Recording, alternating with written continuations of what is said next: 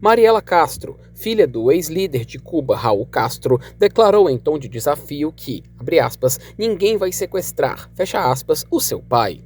A afirmação ocorreu durante uma mobilização política pró-regime em Havana, convocada após a Justiça dos Estados Unidos indiciar formalmente o ex-líder cubano. Segundo Mariela, Raul Castro, de 94 anos, está calmo e mandou um recado direto ao governo de Donald Trump. Abre aspas, ninguém me pega vivo, vão me pegar lutando. Fecha aspas. O ato contou com a presença do atual presidente Miguel Dias-Canel e de familiares de Castro que ocupam cargos estratégicos na ilha.